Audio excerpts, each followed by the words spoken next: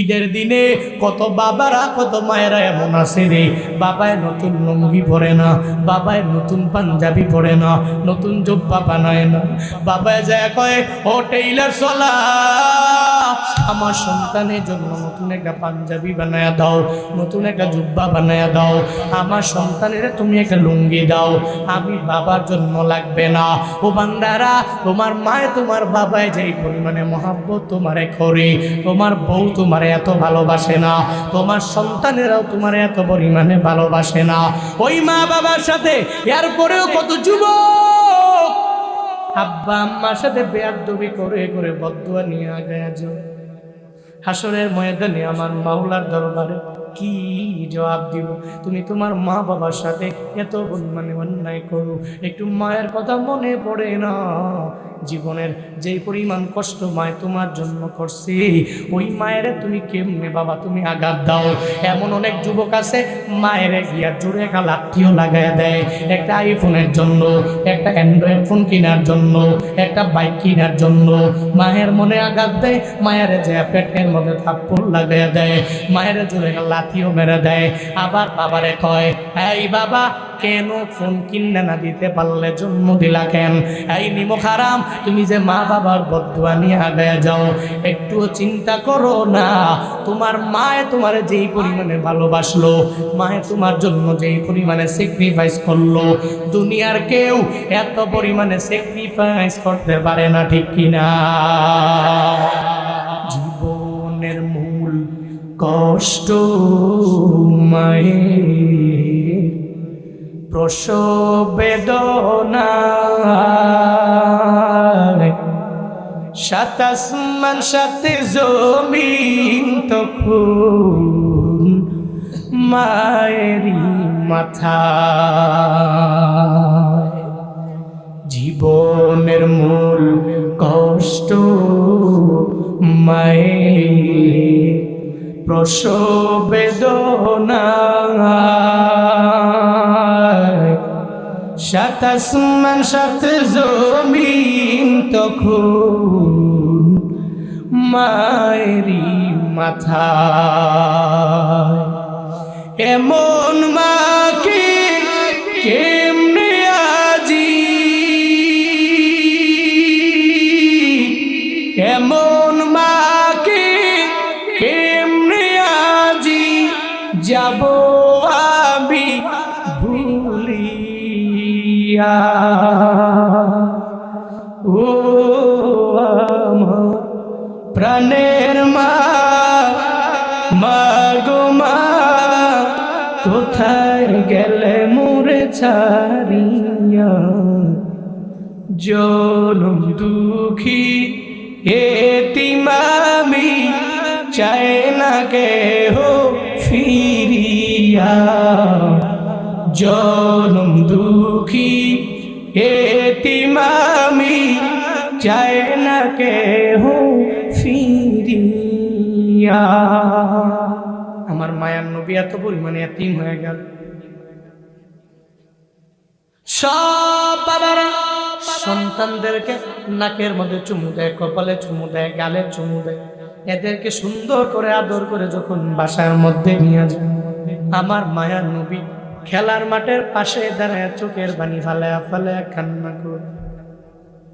এত পরিমাণে অভিমান, নবী চোখের পানি ফালায়া ফালায়া কান্দে কেন জানো?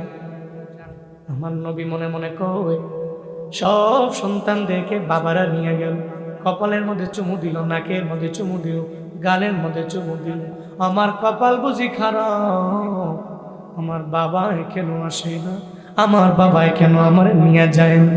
নবী চোখের পানি ফালায়া ফালায়া কান্না করে। সন্ধ্যা হয়ে গেল, ওদিকে মা আমেনা টেনশনে পড়ে গেল, আমার শিশু মুহাম্মদ কেন আমার ঘরের মধ্যে আসে না?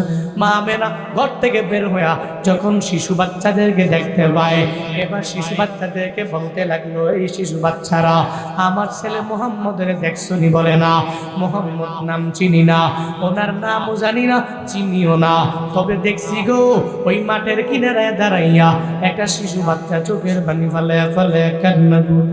মা আমেনা দৌড়ে যায়, মায়ার নবীর সামনে গিয়ে বলে, মুহাম্মদ রে ও বাবা, মুহাম্মদ রে ও বাবা, কে তোরে মেরেছে? আমি মায়ের বল না। কেন তুই কান্না করো? আমি মায়ের দরবারে বলো না। সঙ্গে সঙ্গে আমার মায়ার নবী জানায় দেয়, ও মামা,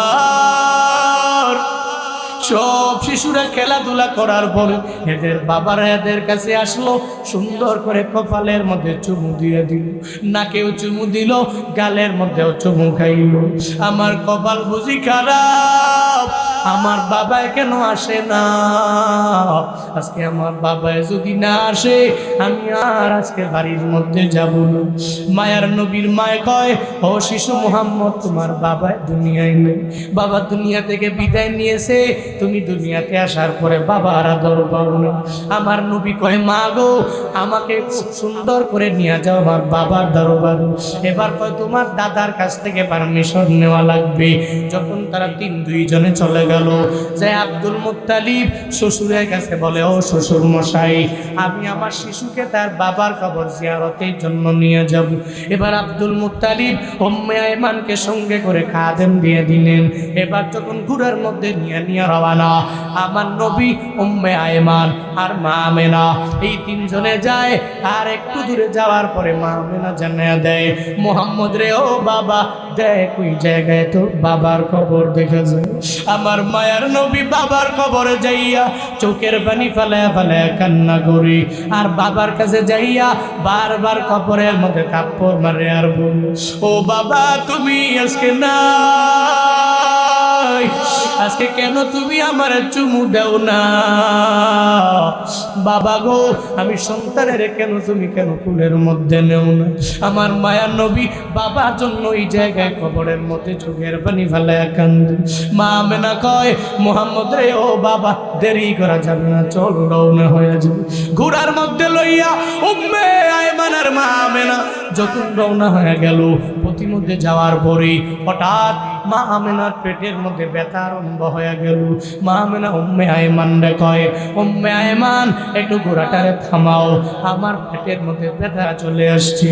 এবার যখন ঘোড়া থেকে নামলেন, এবার মায়ার নবী মা আমেনা যখন পেটের মধ্যে ব্যথা সময় ক্ষণে ক্ষণে বাড়তে লাগলো, মনের মধ্যে চিন্তা চলে আসলো, আমার মনে হয় এখন দুনিয়াতে আর বাঁচতে পারবো না, দুনিয়া থেকে বিদায় নিয়ে চলে যাব।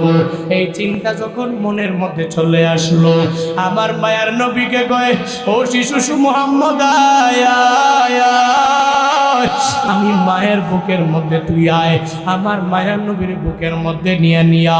এবার মা আমেনা কয়, মুহাম্মদ রে, দুনিয়াতে তুই বাবার আদর পাস নাই। বাবার আদর কেমন এটা দুনিয়াতে আসার পরে পাইলি না। বাবাকে চুমু দিতে পারলি না, বাবা তোর গালের মতো আদর করতে পারলো না। কিন্তু আমারও কপাল খারাপ, আমিও আজকে দুনিয়া থেকে বিদায় নিয়ে চলে যাব। তবে শিশু মুহাম্মদ রে, আমি মায়ের জন্য চোখের পানি ফেলায় কান্না কইর না। আমি মারে তুমি বিদায় দিয়া দাও। বাবার কবর জিয়ারতের জন্য আইসা এখন মাকেও তুমি দুনিয়া থেকে হারাইলা, তবে অসুবিধা নাই, আমি মা তোমার জন্য দোয়া করলাম, তোমার যাতে করে তোমার সম্মান বাড়ায়া দেয়, তোমার ইজ্জত যাতে বেড়ে যায়, তোমার মর্যাদা যাতে করে বেড়ে যায়। যাও যাও, আমি মা দুনিয়া থেকে বিদায় নিয়ে যাওয়ার পরে উম্মে আয়মানের সঙ্গে দাদার ঘরের মধ্যে চলে যাব। এটা বই না, মা আমেনা দুনিয়া থেকে বিদায় নিয়ে চইলা গেল। আমার মায়া নবীর মাও নাই, আমার নবীর বাবাও নাই। 6 বছর বয়সী একজন শিশু মুহাম্মদ, আমার শিশু নবী, নিজের বাবারেও হারাইলো, নিজের মারেও হারাইলো। আল্লাহ কয়, আলাম ইয়াজিদকা ইয়াতীমান ফাআওয়া, ও নবী আমার, আমি কি আপনার এতিম অবস্থায় পাই নাই? ওই এতিম থেকে আপনার সম্মানটাকে কি আমি আল্লাহ বাড়াই নাই? ও পয়গম্বর, ওয়াজাদাকা দাল্লান ফাহাদা, নবী গো আপনি কি ছিলেন ওই জায়গা থেকে আমি আল্লাহ কি বানায়া দিলাম। ওয়াজাদাকা আইলান ফাগনা, ও পয়গম্বর আপনি কোথায় ছিলেন ওই জায়গা থেকে আমি আল্লাহ কোথায় নিয়ে গেলাম। ফাআম্মাল ইয়াতীমা ফালা তাকহার, জীবনে কোনোদিন এতিমদেরকে ধমক দিবেন না। আর নবী আপনি এতিম ছিলেন, এ কারণে এতিম থেকে আমি আল্লাহ আপনার সম্মানটারে বাড়াইয়া দিলাম। আমার মায়ার নবী জীবনে কোনোদিন এতিমের ধমক দেয় নাই। আমার নবী এতিম যখন নবীর পাশ দিয়া গমন করে রে, নবী এতিমের মাথার মধ্যে হাত বুলাইল। পৃথিবীর এমন কেউ প্রমাণ করতে পারবে না নবীর পাশ দিয়া এতিম রওনা হয়ে গেল আর এতিমকে নবী ধমক দিল, মাথায় হাত বুলায় নাই। পৃথিবীর এমন কোন নাস্তিক আমার নবীর ব্যাপারে প্রমাণ করতে পারবে না। নবী একদিন গুজরাখানা থেকে যখন বের হয়ে রওনা হয়ে গেল, পথিমধ্যে যাওয়ার পরে দেখে রাস্তার মধ্যে মাঠের মধ্যে কিছু ছেলেরা খেলাধুলা করে। আমার মায়ার নবী দেখে ওখানে সবাই খেলাধুলা করলেও একজন করে না, একজনের দেহের মধ্যে কোনো বস্ত্র নাই, কোনো কাপড় নাই। আমার মায়ার নবী কয় আয় আয় তুই আমার কাছের মধ্যে আয়। এই ছেলে কই তোমার বাড়ি কি, তোমার পরিচয় আমি নবীরে বলি। ওই ছেলে ডেকে বলে ও পয়গম্বর আমার মা নাই, আমার বাবাও নাই, আমার বাড়িও নাই, আমার এই দুনিয়াতে জায়গায় কোনো জায়গায় যাওয়ার মতো জায়গা নেই, আমি কোথাও যাইতে পারি না গো নবী আমার, আমি এখানেই থাকি, খেলাধুলা করার জন্য আসি, আমার বস্ত্র নাই। মায়ার নবী চোখের বাণী ফেলে কাঁদিন আর এতিম সন্তানটারে বলে ও সন্তান আয় আয়। এতিমটাকে নিয়া মায়ার নবী আম্মা জান আয়েশার কাছে গিয়া বলে ও আয়েশা, এই সন্তানটাকে আমি তোমার দরবারে নিয়ে আসলাম, আজকে থেকে এই সন্তানটাকে আমাদের বাচ্চার মতো দেখবা। তার দুনিয়াতে মাও নাই, দুনিয়াতে বাবাও নাই, তারে গোসল করে কাপড় গড়াইয়া দাও। যখন কাপড় পরাইয়া দেয় আমার নবী তারে নিয়ে যায়। আমার নবী যায় আর চোখের পানি ফালায় কান্না করে আর বলে ও এতিম ছেলে রে, তোর মাও নাই, বাবাও নাই, আমিও তো এতিম, আমারও দুনিয়াতে মা বাবা নাই। আজকে থেকে তুই আমার মা, তুই আমাকে মা বলবি, আমার এই বাবা বলবি, আমি তোর পরিবার হয়ে যাব। আজকে থেকে তুই আমার বাবা বাবা বইলা ডাকবি। এতিম সন্তানটাকে আমার মায়ার নবী জানায়া দেয়, এই এতিম আয় আয় আমার ঘরের মধ্যে উঠে যাও, আমি নবী তোরে ঘরের মধ্যে নিয়া মসজিদে নববীতে নামাজের জন্য যাব।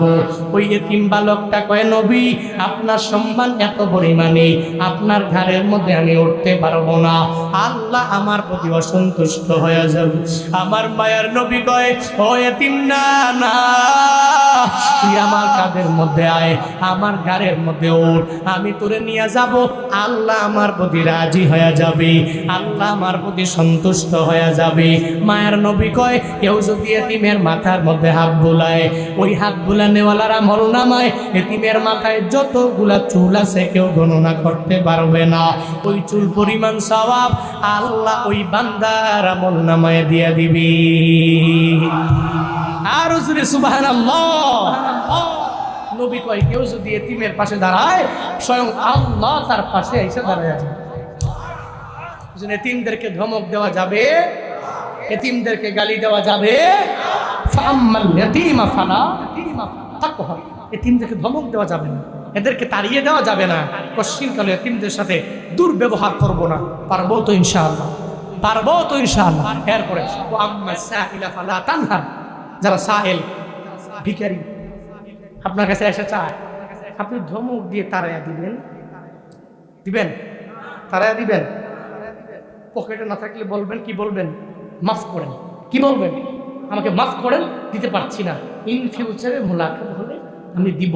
এই সুন্দর আচরণের মাধ্যমে ভিখারিকে বিদায় করে দিবেন, অসুবিধা হবে না, আল্লাহ আপনার প্রতি খুশি হবে, রাজি হবে। কিন্তু জীবনে কোনোদিন কোনো ভিখারিকে ধমক দিব। একদিন নবীর দরবারে জিব্রাইল আসলেন আর জিব্রাইল নবীকে চাপ দিলেন, নবীকে বললেন নবী ইকরা, আপনি পড়ুন, আপনি পড়ুন। সঙ্গে সঙ্গে জানায়া দেওয়া হলো আমার নবীর পক্ষ থেকে। নবী বললেন মা আনা বিকরিন, আমি পড়তে পারি না। জিব্রাইল আবার চাপ দিলেন, আমার নবীকে বললেন নবী করো, আপনি পড়ুন। নবী বলে আমি পড়তে পারি না। মদিনাওয়ালা নবীরে চাপ দেওয়ার পরে নবী যখন বারবার বলে আমি পড়তে পারি না, আল্লাহ কয় ও জিব্রাইল, আমার রাহমাতুল লিল আলামিনের উপরে তুমি সূরা আলাকে 5টা আয়াত নাজিল করার মাধ্যমে আমার নবীকে নবুয়তের মুকুটটা পরায়া দাও। ইকরা বিসমি রাব্বিকাল্লাযী খালাক খালাকাল ইনসানা মিন আলাক ইকরা ওয়া রাব্বুকাল আকরামুল লাযী আল্লামা বিল কলম আল্লামাল ইনসানা মা লাম ইয়ালাম। জোরে বলেন আল্লাহু আকবার। আল্লাহ পাক রহমাতুল লিল আলামিন জিবরাইলের মাধ্যমে মুকুটটা পরায়া দিলেন। নবুয়তের বড় দামি মুকুটটা পরায়া দেওয়া হল।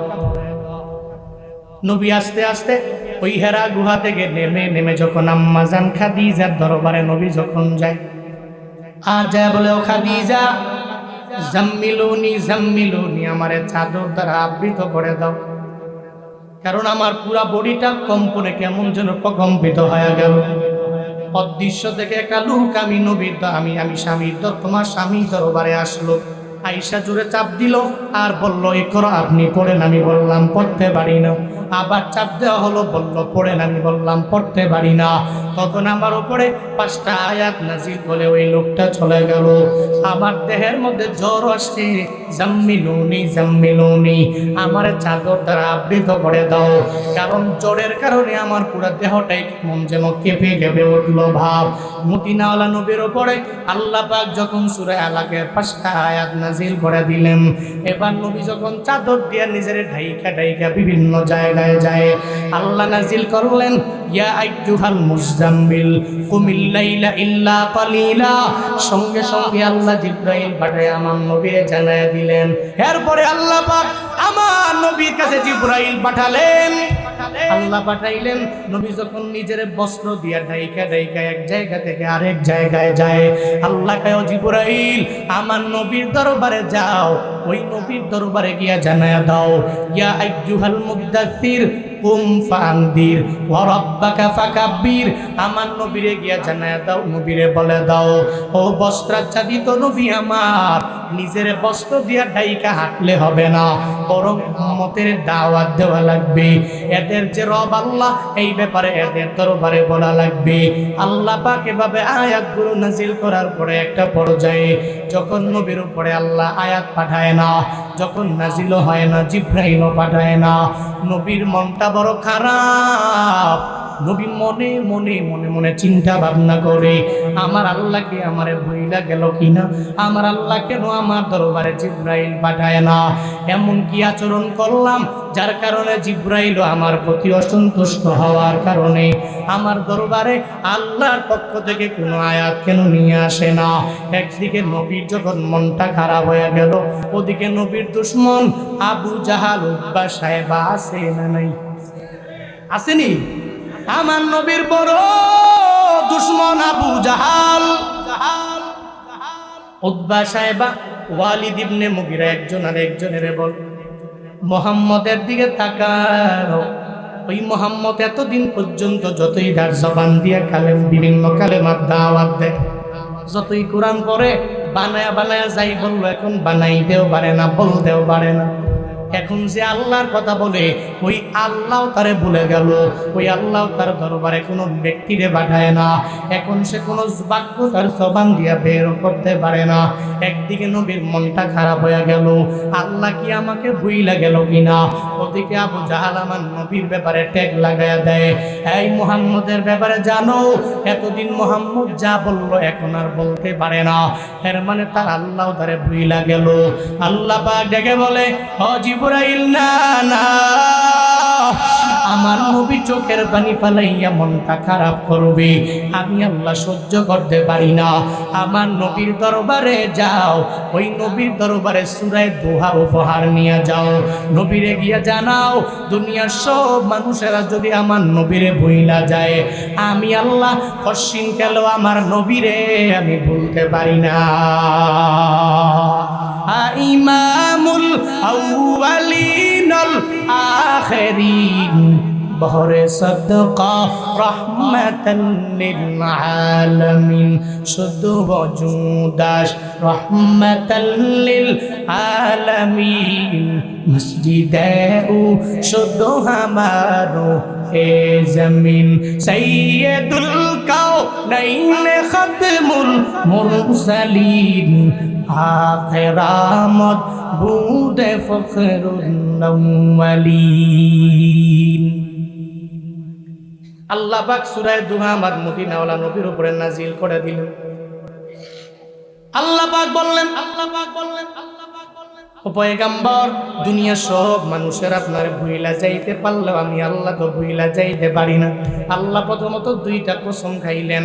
এক নম্বরে আল্লাহ কসম কাটলেন অদ্দোহা, এরপরে দ্বিতীয় আয়াতের মধ্যে আল্লাহ কসম কাটলেন ওয়াল্লাইলি ইযা সাজা। আল্লাহ সূরা দুহার প্রথম দুই আয়াতের মধ্যে কসম কাটলেন কয়টা? জোরে বলেন না, কয়টা কাটলেন? দুটা। এই এক দুইজন উঠাউঠি করলে তো খারাপ, এটা খুব খারাপ। উঠাউঠি করলে ভাই আমি বয়ান করতে পারবো না। আপনার এখানে আমি আসছি এত দূর থেকে জার্নি করিয়া কষ্ট করে আইসি কিছু বয়ান শুনলাম, কারণ আপনার 5 মিনিট না যাইতে ধৈর্য শেষ। তাহলে আপনার চাই থেকে আমার অনেক বেশি ধৈর্য বেশি, আমি তো দোয়া দিয়ে দিব শেষ। উঠা যাবে না, একটু বসেন। যেহেতু আপনারা রাতে, তারাই বলতেছে রাতে নাকি আপনারা বয়ান শুনেন, তাহলে বসেন। জান কেন? যদি রাতেই গভীর রাত পর্যন্ত বয়ান শুনতে না পারেন, নিয়োগ করেন আগামীতে যত প্রোগ্রাম করবো প্রধান বক্তারে 10:30টায় উঠামো, উনি 12টা-1টা বাজে প্রোগ্রাম শেষ করে দেবেন, এই নিয়োগ করেন। আর যদি মনে করেন যে না রাত গভীর পর্যন্ত বয়ান শুনবো, তাহলে ধৈর্য সহকারে বসতে হবে। ঠিক আছে ইনশাআল্লাহ? রাগ করেছেন, কষ্ট পেয়েছেন, শুনেন। উঠাউঠি করলে মনোযোগকে নষ্ট করেন। আপনি আমার জায়গায় এসে বসেন, এই যে স্যার আছেন এখানে যদি বসেন, উনি যখন কথা বলেন, যদি লোকেরা একজনের কথা না হয়, উঠাউঠি যদি করে, উনি বলবে যে আমি কারে কি কইতেছি, কি উনি। ক্লাস টিচার যখন ক্লাসে এসে যখন উনি সুন্দর করে যখন এদেরকে যখন দর্শ দেয়, বসে ওই দূর থেকে একজনের মনোযোগ নাই, সাইড টকিং করে, একজন আরেকজনের সাথে কথা বলে, দেখবেন স্যারে কয় দাঁড়াও, স্ট্যান্ড আপ, দাঁড়ায় আর কান ধরায়। আর কোনো সময় ভুল হবে আর কথা বলবা, এর মানে কি বুঝাইতে চাইলো যে আমি যা বলতেছি উনি যদি ঠিক মতো, সে যদি একমতো না শুনে, তাহলে তো কোশ্চিন কালেও তার প্রিপারেশন ভালো হবে না, পরীক্ষায় ফেল মারবে, বদনাম হবে আমার। আর তারা বয়ানও ঠিক মতো শুনবেন না, 2-3 জন উঠে গিয়ে কালকেই চা দোকানে লাগাই দিবে, বিয়ের বক্তা খালি টিয়াটুর হয়ে গেছে।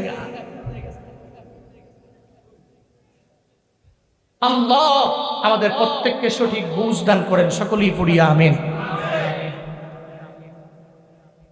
আল্লাহ নবীরে জানায়া দিলেন, নবী চিন্তা করার কোনো দরকার নাই। আল্লাহ পাক বলেন 1 নম্বরে আলোর কসম,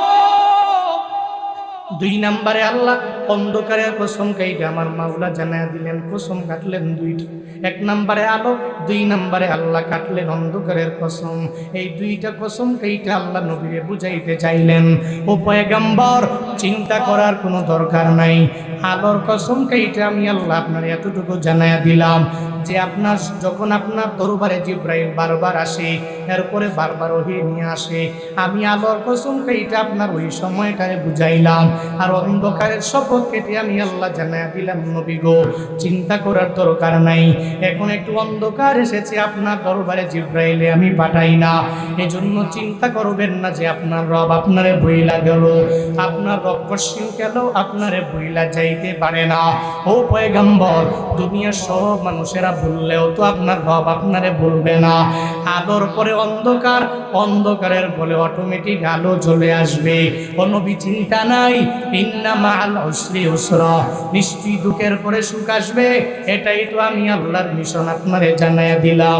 আপনার কাছে 24 আওয়ার্স 24 ঘন্টা আলো ভালো লাগবে না, আপনার কাছে তো 24 ঘন্টা অন্ধকারও ভালো লাগবে না। এর মানে যদি এক নাগারে আমি আপনার উপরে বারবার আয়াত নাজিল করি, এটার বোঝা আপনি বহন করতে পারবেন না। ও পয়গম্বর, মাঝে মাঝে বিরতি দিয়ে দিব, এরপরে আবার জিব্রাইল পাঠাবো, এরপরে আবার আয়াত নাজিল করব আপনার উপরে। সবার কাছে যেমন আলো ভালো লাগে না, আবার অন্ধকারও ভালো লাগে না। আপনারাই বলেন তো, কোনোদিন যদি সূর্য না ওঠে, রাত্রেও যদি সূর্য না ওঠে, মাঝে মাঝে আকাশটা এমন হয়ে যায় দিনের বেলা সূর্য ওঠে না, রাতে তো আরো আগেই না, সারা দিন রাত মনে হয় অন্ধকার অন্ধকার। 2-3 দিন বৃষ্টি হওয়ার কারণে এরপরে সূর্যের নামও দেখা যায় না। সূর্যের আলো যখন পান না তখন কেমন লাগে, বারবার আমার আল্লাহর দরবারে আবদার জানায়, ও দয়ার মালিক আমাদের সূর্য বড় প্রয়োজন, আল্লাহ গো এই সূর্য তুমি আমাদের জন্য এখনই উঠায়া দাও। তখন দেখবেন সব মানুষ মিল্লা দোয়া করে। আবার যদি মনে করেন যে আপনার জন্য 24 ঘন্টা শুধু আলো আর আলো, সূর্য দিয়া ভরা, এত পরিমাণে গরম, ওইটাও তো অনেক পরিমাণে ভালো লাগবে না। এর মানে বান্দার নিয়ম হলো 24 ঘন্টা আলো ভালো লাগে না, 24 ঘন্টা অন্ধকার ভালো লাগে। লাগে নাকি? ভালো লাগে না। 24 ঘন্টা আলো না অন্ধকারও ভালো লাগে না। শুধু তাই না রে বাবা, আপনাদের এলাকায় ব্যাংকে চাকরি করে এমন ব্যাংকার আছে না নাই? অফিসিয়ালি চাকরি করে আছে না নাই? সপ্তাহের মধ্যে টানা 7 দিন অফিসের মধ্যে যায় নাকি 5 দিন যায়? কয়দিন যায়? 5 দিন। বন্ধ শুক্র শনি বন্ধ। কয়দিন? 2 দিন বন্ধ। এবার যদি আপনি যে এখন ব্যাংকার রাইট অফিস খুলে শনিবারে যদি কোন পাওয়ার দেখান, যদি খুলবে? কথা বলে নাকি খুলবে? ব্যাংক খুলবে না কেন? দুনিয়ার স্বাভাবিক নিয়ম হলো তুমি এত চাপ নিয়ে অফিসিয়ালি জব তুমি করো, 1 সপ্তাহের ভিতরে টানা যদি অফিস করতে থাকো, তাহলে তোমার ভিতরে একটা বোরিং ফিল, একটা আনইজি ফিল, এটা অটোমেটিক চলে আসবে। তখন তোমার দ্বারা ভালো কাজ হবে না। অফিসের কাজ করতে গেলে তুমি পেছ লাগাই দিবা। এই জন্য তোমাকে 1 সপ্তাহের ভিতরে 2 দিন বন্ধ দিয়ে তোমার ব্যক্তিগত জীবনটাকে ভোগ করার জন্য সময় দিলাম। তোমার পরিবার নিয়ে একটু টাইম পাস করার জন্য সময় দেওয়া হলো। এখন পরিবার নিয়ে থাকো, এদেরকে নিয়ে ঘুরো, 2 দিনে নিজেকে সময় দিয়ে রিফ্রেশ মন মাইন্ড নিয়ে আবার অফিসে আসো, এরপরে কাজের ভিতরে মনোযোগ আসবে। ঠিক কিনা? এটাই বাস্তবতা। স্কুলে যারা পড়ে, কলেজে যারা পড়ে, প্রাইমারিতে যারা পড়ে, দেখবেন 8 ঘন্টা ক্লাস যদি হয় 10টা থেকে 4টা, এর মাঝখানে 1:15 অথবা 1:30 অথবা বরাবর 1টায় অথবা 12:45 লেইজার আছে না নাই? বলেন না কেন? লেইজার আছে না নাই? বিরতি আছে। তাকে সময় দেয়, তোমাকে 45 মিনিট সময় দিলাম, এখন তুমি যাও, এই 45 মিনিটে নিজের একটু সময় দাও, নামাজ টামাজ পড়ো, খাওয়া দাওয়া কইরা, এরপরে যা ছিল বোরিং এগুলো সব চলে যাবে। আবার তুমি আসবা, সুন্দর করে আবার পড়াশোনায় মনোযোগ হয়ে যাবে। দুনিয়ার স্বাভাবিক নিয়ম হলো মাঝে মাঝে বান্দা লেইজার দেয়। আল্লাহ কয়, ও পয়গম্বর, আলোর পরে অন্ধকার আসবে, অন্ধকারের পরে আলো চলে আসবে, আপনি চিন্তা করবেন না। নবী গো, চিন্তা করার কোনো প্রয়োজন নাই। আমি আল্লাহ আপনার এতটুকু বুঝিয়ে দিলাম যে আপনার সব সময় আলো ভালো লাগবে না, আপনার সব সময় অন্ধকার ভালো লাগবে না। তবে এটা মনে করা যাবে না সর্বাবস্থায় অন্ধকার থাকবে, অন্ধকারের পরে আলো আসবে না। এটা কশ্চিনকালেও কোনো মুমিন মনে করতে পারে না। এই মুমিনেরা যদি অন্ধকার আসে, অন্ধকারের সময়টাকে দূর করার জন্য ঈমানওয়ালা তার ঈমানের পাওয়ার নিয়ে আগায়া যাবে, নিজের সবির বানায় যদি আগায়া যেতে পারে। তুমি যদি নিজের অন্ধকার দূর করে আলো যদি আনতে চাও, নিজের ঈমানটাকে মজবুত করে নিজের সবির বানায় আগায়া যাও, ধৈর্য ধারণকারী বানায় আগায়া যাও। যদি আগাইতে পারো তাহলে 16 বছরের অন্ধকার দিয়া দেশ যেমন ভরে গেল, ওই 16 বছরের অন্ধকার এক শহীদ আবু সাইদের মাধ্যমে, এক শহীদ মুগ্ধের মাধ্যমে, ছোট ছোট আন্দোলনকারী শিক্ষার্থীর মাধ্যমে 16 বছরের অন্ধকার এই 1 মাস 1.5 মাসের আন্দোলনে আলোতে পরিবর্তন করা যায়। ঠিক কিনা? আল্লাহ কয়, বান্দা অন্ধকারের পর তোর দরবারে আসবে আলো। তবে ওই আলো পাইতে হলে বান্দা তুমি অন্ধকার পাওয়ার পরে অন্ধকারে থেকে নিজের বেঈমান বানানো যাবে না, ঈমানটাকে মজবুত করে নিজের সবির বানায় আগাও, তাহলে কামিয়াব হয়ে যাবে। এর মানে বোঝা গেল আলোর পরে অন্ধকার, অন্ধকারের পরে আলো।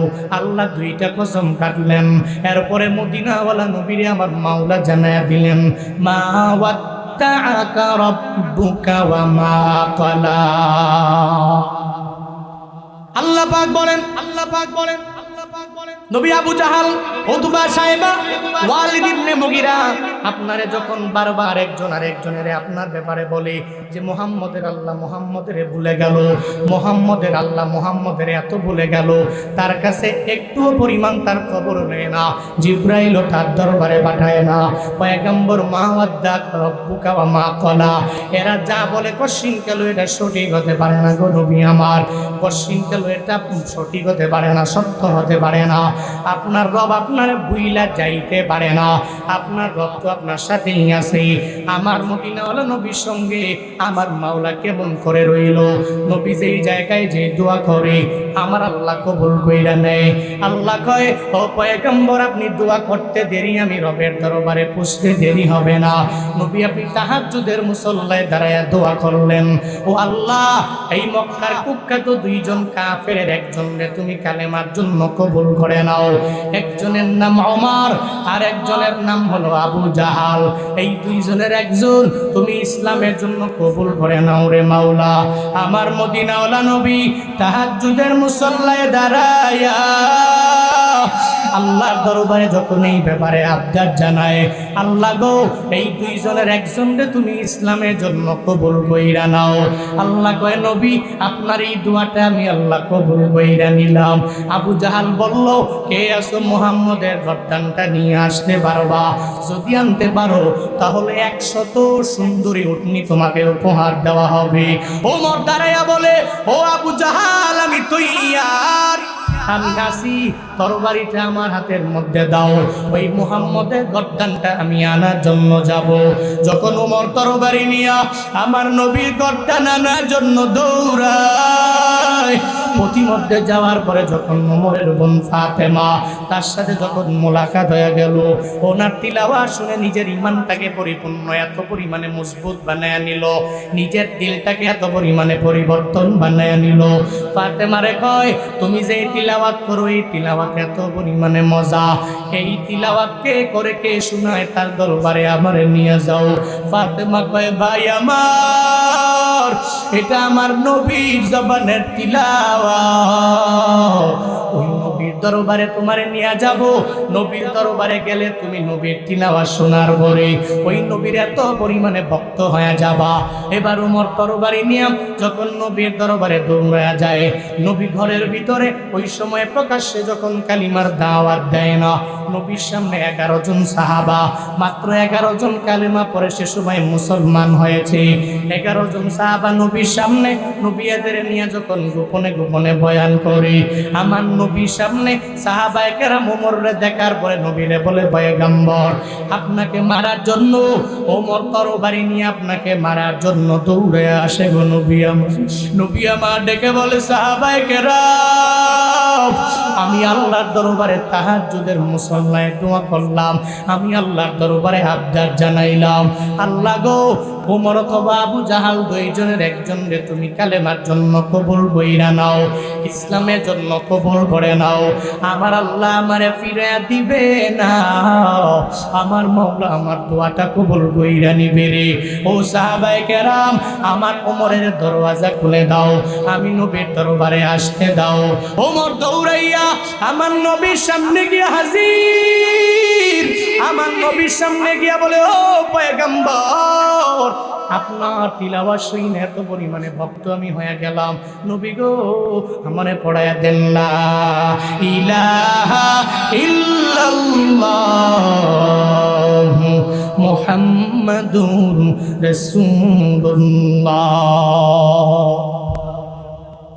ওমরে ফারুক কালেমা পড়ে মুসলমান হয়ে গেল।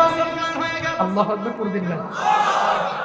সাহাবায়ে কেরাম বলে ও পয়গম্বর ওমর আপনার দরবারে আসলো, আপনার হাতে কালেমা পড়ে মুসলমান হয়ে গেল। এবার ওমর কয় এই সাহাবায়ে কেরামেরা তোমরা গোপনে গোপনে দাওয়াত দাও কেন? গোপনে কোনো মিটিং হবে না, গোপনে কোনো বৈঠক হতে পারে না। ও পয়গম্বর আপনার ধর্ম কি মিথ্যা নাকি? বলে না রে ওমর আমার ধর্ম মিথ্যা হতে পারে না। তাহলে নবী গো আপনার যে কিতাবটা কোরআনটা যেভাবে আপনি পড়েন এই তিলাওয়াতটা কি মিথ্যা দিয়া ভরপুর আছে নাকি? আমার নবী কয় না রে, এটা কশিন খেলেও মিথ্যা দিয়া ভরপুর হতে পারে না। ওমর কয় তাহলে গোপনে দাওয়াত কেন? ও পয়গম্বর 11 জন সাহাবা আপনি আমার হাতের মধ্যে উঠাইয়া দেন, আমি এদেরকে নিয়ে প্রকাশ্যে কালেমার দাওয়াত দিয়ে দিব। ওমরে ফারুকে আজম 11 জন সাহাবা নিয়ে ঘর থেকে বের হয়ে যায়। বাইতুল্লাহ সামনে গিয়া দাঁড়াইয়া তরবারি উঁচু করে বলে, এই কাফেররা কে আছো? আজকে আমি ওমর কালেমা পড়ে নবীর সঙ্গী হয়ে গেলাম, আমার নবীর সাহাবী হয়ে গেলাম। কে আছো এমন আমার সামনে আজকে এসে ইসলাম নিয়ে কোনো কটূক্তি করবা, আমার নবীর ধর্ম নিয়ে কটূক্তি করবা? তোমার সন্তানগুলোরে তুমি যদি এতিম বানাইতে চাও, তোমার মা বাবারে যদি সন্তান হারা বানাইতে চাও, তোমরা যদি তোমাদের বিবিদেরকে বিধবা নারী বানাতে চাও, আমার দরবারে আয়। আজকে তরবারি নিয়ে সবগুলারে শায়েস্তা করব। আমি উমরের হাত থেকে তোরা একটাও চলে যেতে পারবি না, ফিরতে পারবি না। মায়ার নবী পাশে দাঁড়াইয়া সুন্দর করে হাসি মুবারক, সুন্দর করে আমার নবীর পুরো চেহারা মুবারক যখন হাসিতে ভরপুর হয়ে গেল, আল্লাহ কয় ও পয়গম্বর তাহাজ্জুদের দোয়া আমি আল্লাহ ফিরায় দেই নাই। মা ওয়াদ্দাআকা রাব্বুকা ওয়া মা ক্বালা। দুনিয়ার সব মানুষেরা আপনাকে ভুইলা যাইতে পারলেও একজন ভুলে না, চিল্লায়া বলো তার না, আর জোরে বলো তার না। সব যদি নবীরে ভুইলা যায়, কি ভুলে না?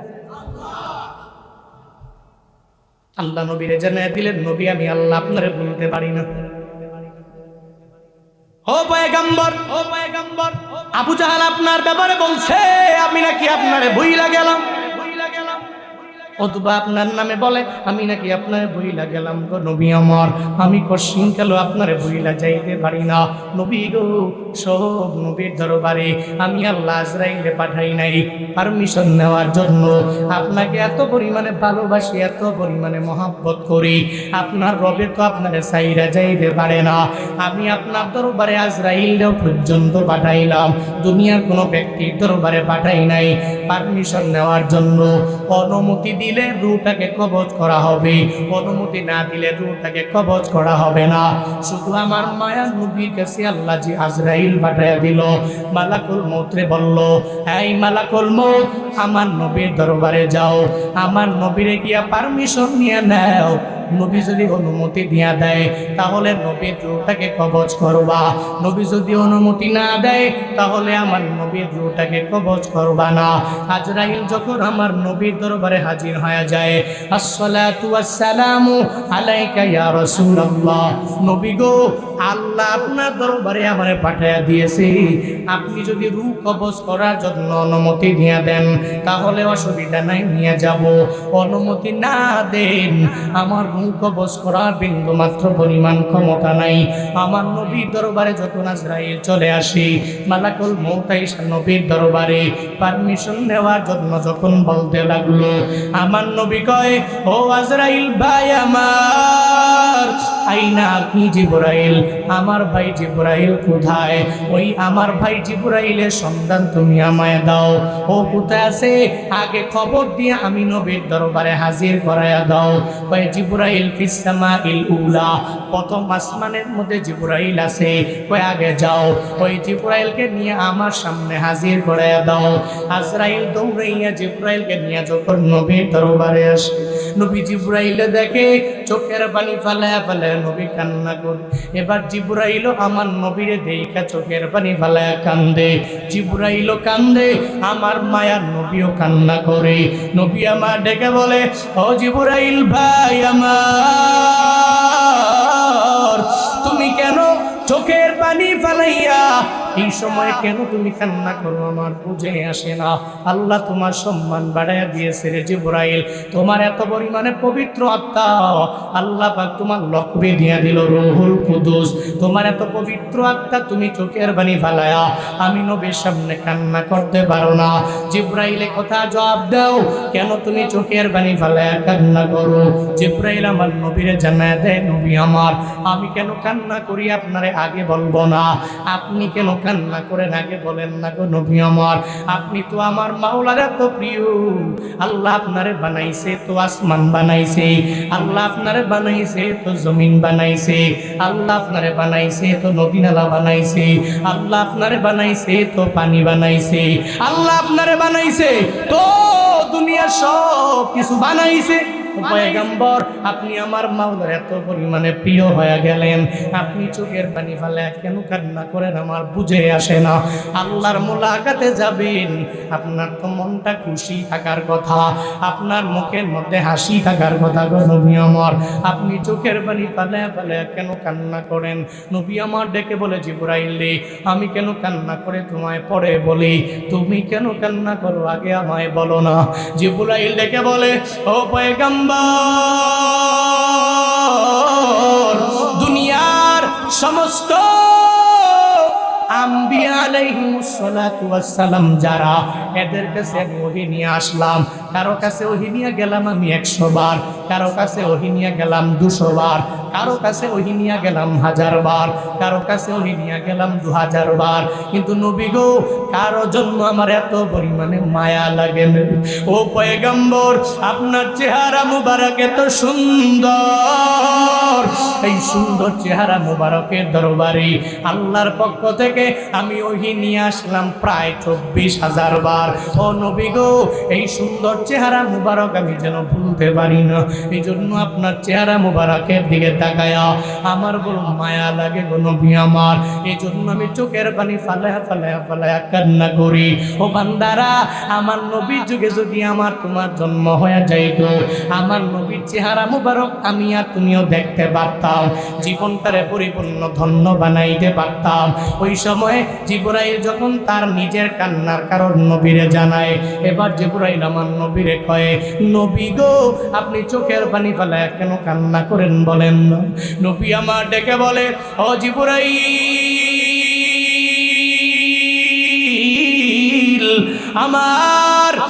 আমি আল্লাহ দরবারে চলে যাব, আমার রুটা আমার মাওলা নিয়ে যাবে রে, কিন্তু আমার কপাল কি পরিমাণে খারাপ লাগে জানো নি রে। আমার এতিম উম্মতেরা আমি নবীর জন্য চোখের পানি ফালায়া কান্না করবে, আমি আমার ফাতেমার জন্য কান্না করি না, যেই ফাতেমারে আমি এত পরিমাণে মহাব্বত করি। নবী জানায়া দিলেন, ফাতেমা তো বিজাতুম মিন্নি, ফাতেমা আমার দেহের একটা অংশের মতো হলো ফাতেমা।